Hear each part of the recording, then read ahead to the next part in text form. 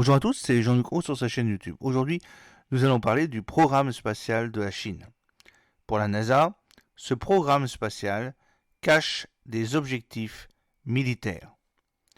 La Chine continue à accroître ses capacités dans l'espace et déguise un programme spatial militaire sous l'apparence d'un programme civil, a accusé mercredi le patron de la NASA qui, par ailleurs, s'inquiète que le géant asiatique s'approprie la Lune en y envoyant des hommes avant les États-Unis. Les dissensions entre la Chine et les États-Unis prennent de l'altitude. Selon Bill Nelson, patron de la NASA, la Chine déguise un programme spatial militaire sous l'apparence d'un programme civil. La Chine a fait d'énormes progrès, particulièrement dans les 10 dernières années, mais ils sont très secrets, a déclaré Bill Nelson devant une commission chargée des dépenses à la Chambre des représentants à Washington. Nous pensons qu'une grande partie de ce qu'ils appellent leur programme spatial civil est en fait un programme militaire. Je voudrais que la Chine, le programme spatial chinois, revienne à la raison et comprenne que le spatial civil est fait pour une utilisation pacifique. Mais nous n'avons pas vu la Chine démontrer cela. Bill Nelson était entendu par les élus américains à l'occasion de la demande de budget annuel pour l'Agence spatiale américaine.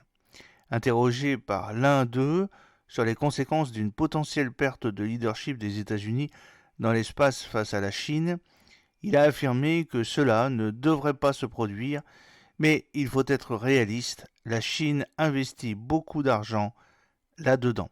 Et d'ajouter, je pense que nous ne devrions vraiment pas baisser la garde. Selon lui, les États-Unis se trouvent désormais engagés dans une course avec Pékin, comme c'était le cas auparavant avec l'Union soviétique. Il a souligné que les États-Unis devraient réussir à atterrir sur la Lune avant les Chinois. Il y aura peut-être les Français avant les Chinois et aussi avant les Américains. Cela compte aussi pour envoyer des humains d'ici 2030, peut-être 2027 pour la France. Il s'est dit inquiet que la Chine y arrive en premier et ils ne croient pas que la France y arrivera. Ils disent soudainement, voilà, et c'est notre territoire, c'est ce que peut revendiquer la Chine. L'agence prend déjà du retard. Et oui, début janvier, la NASA a annoncé le report de près d'un an des 2 prochaines missions du grand programme de retour sur la Lune, Artemis. La mission Artemis 2, lors de laquelle un équipage de 4 astronautes doit faire le tour de la Lune sans y atterrir, est repoussée de fin 2024 à septembre 2025. Ce retard est dû à davantage de vérifications de sécurité nécessaires, a expliqué la NASA, notamment sur le bouclier thermique de la capsule dans laquelle l'équipage voyagera. Artemis 3, qui doit renvoyer les astronautes sur la surface lunaire pour la première fois depuis la fin du programme Apollo, est repoussé de fin 2025 à septembre 2026. Là, les retards de développement des 2 essentiels éléments à la mission sont en cause. Un alunisseur commandé à SpaceX qui n'y arrive pas et des combinaisons spatiales confiées à Axiom Space. La Chine a envoyé son premier astronaute dans l'espace en 2003, très longtemps après les Soviétiques et les Américains en 1961. Et des équipages se relaient depuis pour assurer une présence continue au sein de la station spatiale Taigong 2, procédant à des expériences scientifiques et testant de nouvelles technologies.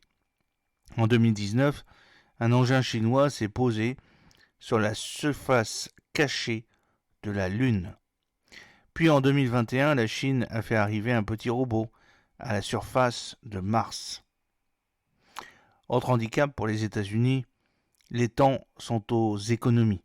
La NASA cherche ainsi des moyens de rapporter sur Terre des roches prélevées sur Mars de façon plus rapide et moins coûteuse, a annoncé mi-avril l'agence spatiale américaine après des critiques sur son budget jugé irréaliste.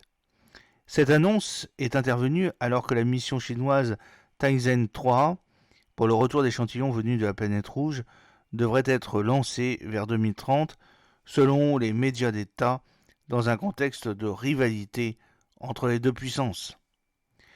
La NASA et l'Agence spatiale européenne, ESA, avaient prévu de faire atterrir un vaisseau autour du cratère G0, où le rover Perseverance a passé des années à chercher des signes de vie microbienne ancienne qui auraient pu exister il y a des milliards d'années, lorsque Mars était plus chaude et plus humide qu'aujourd'hui. 30 tubes d'échantillons collectés par le rover seraient chargés dans une petite fusée et lancés en orbite, où un autre vaisseau spatial les amènerait sur Terre. Mais un récent audit d'une commission d'examen indépendante a douché les espoirs de la NASA. Selon cet audit, cette mission a été établie dès le départ avec des attentes irréalistes en matière de budget et de calendrier, et qu'elle a une chance quasi nulle de respecter les dates de lancement prévues. Des experts estiment par ailleurs que les coûts totaux pourraient potentiellement atteindre 11 milliards de dollars, soit près du double de ce qu'avait annoncé la NASA. L'agence est aussi sous le coup de contraintes imposées par le Congrès et a dû, comme ses ambitions, rabaisser ses demandes budgétaires de 2 milliards de dollars pour 2025. J'espère que cette petite vidéo vous a plu. N'oubliez pas de cliquer sur le pouce pour la promouvoir, de vous abonner si ce n'est pas encore fait et de partager cette vidéo sur vos réseaux sociaux. A très bientôt, fidèlement, Jean-Luc O.